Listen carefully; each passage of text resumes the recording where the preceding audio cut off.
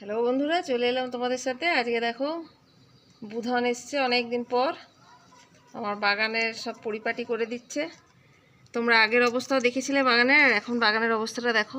এত সুন্দর করে গুছিয়ে করে দিয়েছে যেন মনে হচ্ছে এই জায়গাটা থেকে উঠে আর কোথাও যাব না।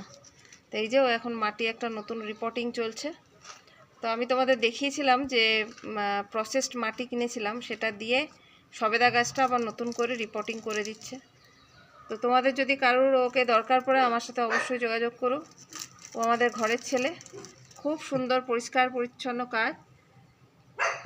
ও এসে গেলে আমাকে আর দেখতে হয় না। তাহলে তোমরা দেখো কী করে রিপোর্টিং করছে। মাঝে মধ্যে গাছের ইয়েগুলো পরিষ্কার করে দিয়ে খুঁড়িয়ে দিলে গাছগুলো বাড়ে বেশ ভালো। তো এলে আমার সমস্তটাই করে দিয়ে যায়, সার মাটি দেওয়া, কোথায় কি লাগবে না লাগবে আমাকে কিছু দেখতে হয় না। আমাকে খালি বলে দেয়, বৌদি এগুলো কিনে দিও, আমি শুধু কিনে রেখে দিই, এটুকুই আমার কাজ। তো দেখো কী করে কাজ করছে। আজকে সম্পূর্ণটাই তোমাদের সাথে আনবো, তোমরা স্কিপ না করে পুরো ভিডিওটা দেখো। ভালো লাগলে অবশ্যই একটা কমেন্ট, লাইক করে দিয়ে চ্যানেলটা সাবস্ক্রাইব করে দিও, যাতে এরকম ভিডিও বারবার তোমরা দেখতে পারো। বুধন কিছু বলবি? এ বুধন, বুধন লজ্জায় তাকাচ্ছে না, গামছাটা বেঁধে নেবে মাথাতে। বুধন এবার ফর্মে আসছে।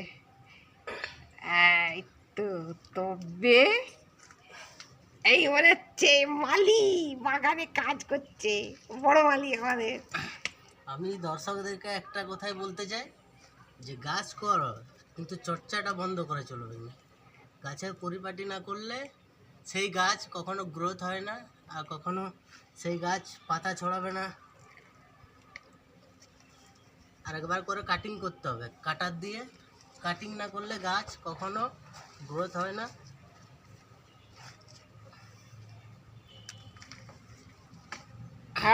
আমরা আমরা ইয়েতে আছি তো, ওই কি বলে নার্সারিতে থাকি, মাঝে মধ্যে ওদের প্রসেসিংটা জানি, ওই জন্যই বলছি।